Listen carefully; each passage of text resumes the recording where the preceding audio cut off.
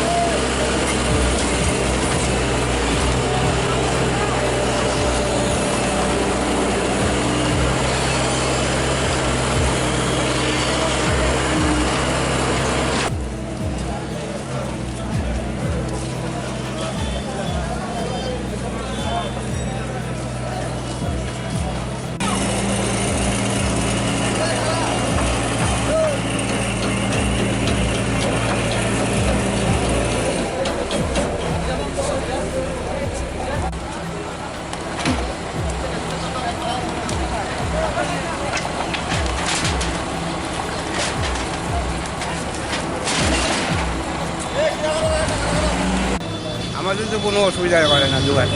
এই যে রাস্তাতে দু সাইডে বাইক দাঁড়ায় করে তাদেরই রাস্তা বন্ধ হবে কিন্তু তারা কোনো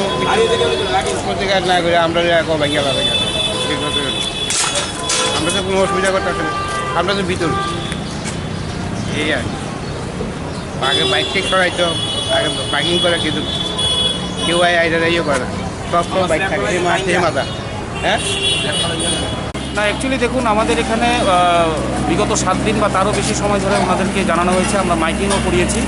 যে ড্রেনের ওপর এবং রাস্তার ওপর ওনাদের দোকানের যে অংশগুলো বর্ধিত অবস্থায় রয়েছে সেগুলো যাতে ওনারা সরিয়ে নেন।